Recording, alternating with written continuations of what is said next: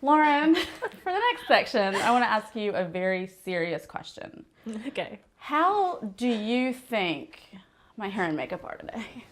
Oh my gosh, on fleek. Really? Yes. Thank you so much. I never get any feedback around here. Never? I told you 8 times today. See what I mean? That's sad. But you're Miss Louisiana, right? No. So this is more important. Yeah. Sorry, baby. So we've established that your dream is kind of to connect with people and that these other things were opportunities that you just said yes to. And so now you're a news anchor and you're also a Miss Louisiana title holder. Official. Crown, there you go. Official. So you kind of mentioned why it was so important for you to follow these things, but you also kept competing, right? For 3 more years after you won? 4. 4 more years. Yeah. So what was it about pursuing that specific goal that was important to you? Well, so specifically turning into the Miss USA thing was more of a personal thing. I got older and I felt more confident in myself in different ways than I had as a 21, 22-year-old competing in Miss America Oh my gosh, system. so young. Yeah, so well, you so you just grow up and you're more confident in yourself as a woman and what you're standing for and what you're doing, and it's fun. I mean, that's pageants at the end of the day, they need to be fun, and as long as you're having fun doing it, that's always said, I'll compete until I'm done having fun, and then I'll think about it. That's such a good attitude. So it's not like something that you take super seriously and base your self-worth on the results of the pageant. And that's what is the biggest misconception, is that you go home at the end of the day and feel like, I'm not pretty enough, I'm not good enough, I'm not worthy if I win or lose. You know, obviously if you don't walk away with a crown, you have a moment of, oh my gosh, what did I do wrong? But and it's the same advice I give any girl that asks me about competing, and it's kind of a good life lesson. But my job is to do my best so that when I walk away, I have no regrets, because it's a pageant. I'm not in control of what dress they liked the best or who they thought their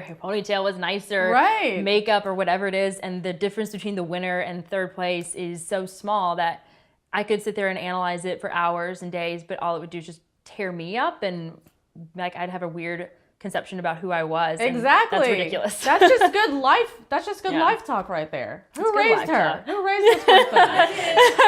Good job. She wants all the credit. That's seriously, that's so amazing when you don't attach your self-worth to a particular outcome, because then you will always know what the truth is. Yeah. And I made that mistake. I learned that lesson. You know, you don't just like wake up and say, oh my gosh, I'm just so confident in who I am. I mean, I went home and cried and felt like I'm fat, I'm ugly, I'm not pretty, I'm not good enough. That's I can't do this. insane. And then I'm also glad to hear you say that, because I feel like every woman feels like that. Yes, everyone. And but that's insane. You gotta be real. Yeah. So.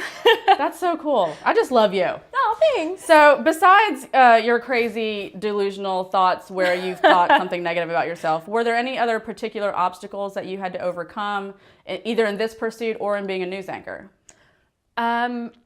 So I don't know. When we talk about that, it's kind of weird, because you never want to say like, oh my God, I've been through all of this and here's my list of struggles. But you know, when you realize that everybody goes through things and deals with stuff, and so you know, I don't think I would have been as open to, 1, staying in Shreveport, or 2, even having the confidence to take the job if I hadn't overcome things along the way in life, you know, and been prepared. And so learning to just prepare yourself for whatever it is, that opportunity, you know, the obstacles can be anything from certain stuff in your family, or things that you deal with, self-confidence, or relationships that are not positive and not encouraging, whether they're from girls or a boyfriend or whatever it is, and learning what to keep and what to get rid of so that you can kind of achieve whatever it is that you're supposed to. And sometimes it's hard to let things go, but and to identify maybe which influences aren't being helpful to you. Exactly. Yeah. And it's not, you know, if it's like an ex-boyfriend or something, it's always hard to hear that from people that are close to you, like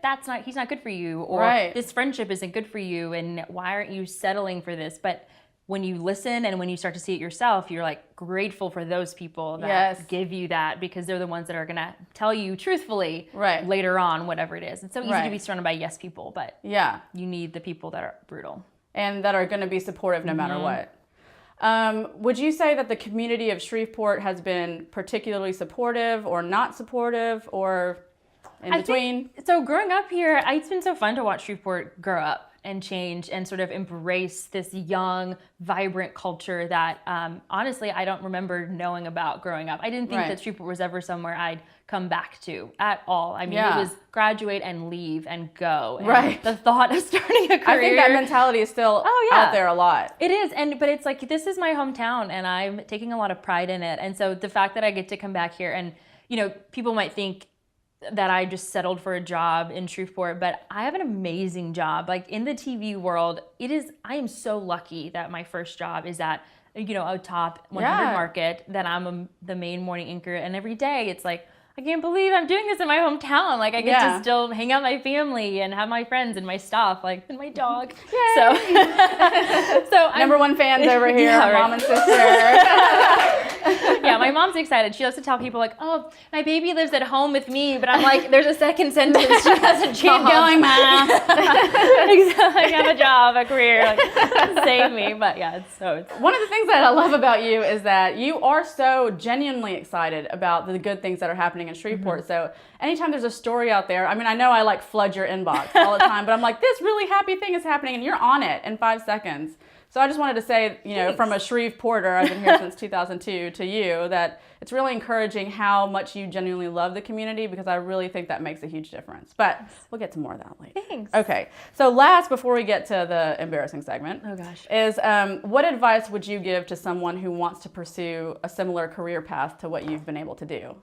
I think the most important thing is to always be working hard on whatever it is, and be self-motivated to do it, because you're not going to have people or a boss or anybody always saying, this is what you need to do to get there, and this is how you need to do that. You copy. I didn't go to school for journalism. I didn't have a training course. Oh, really? What did you go to school for? Political science and history. So really? That's just like my sister. Yeah, going to law school. Like I had took the LSAT. I started applying. I started looking. I was looking at jobs in DC. Like I had every intention of going down a different path. Yeah. And I, like I said, this opportunity happened, but I wouldn't have gotten the job if I wasn't prepared for it and ready. And when I realized in just a few months, this is what I'm going to do, I took a whole year off after I graduated from college. I took a year and I basically told Mom, like, this is what I want to do. I want to try to get into TV. Let's see if this works. If it doesn't, I'm going to go back to law school. Like, I'm good. Right. But it happened, and I worked hard on it. I practiced my speaking voice. I practiced reading on a prompter. Oh, that's a thing? Practicing your speaking voice? Yes. Oh, you got to, yeah, because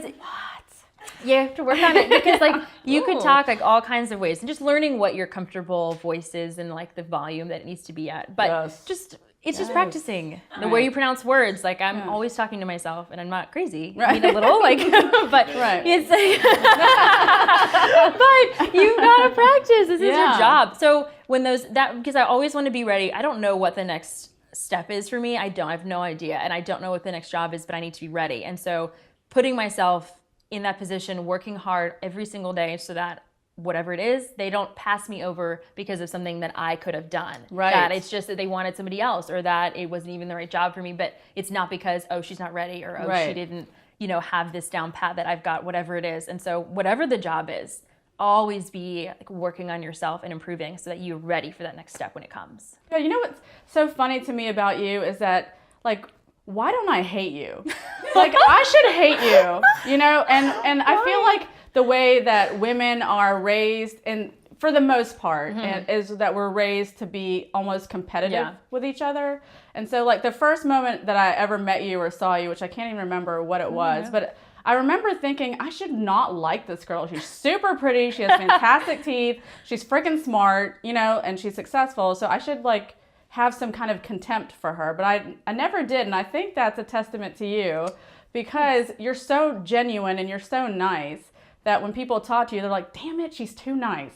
Like, I have to like her, right? That means a lot, because I didn't get along with girls a lot for years, and I always had issues, like horrible bullying issues on both sides with people. And it's just been, so I'm not like, and so it's always been really important to me that I be 100% genuine, that the person you get on Saturdays is when you get Tuesday, and the one that, like, no matter what it is, and never let things like winning a pageant change me, because you see those girls and you can get intimidated by them, and it can be weird, but the most important thing is knowing that they're just like you. Yeah. They have the same struggles that you do, and just because I won a crown for a year doesn't mean I'm better at all than anybody else. And you never come off that way.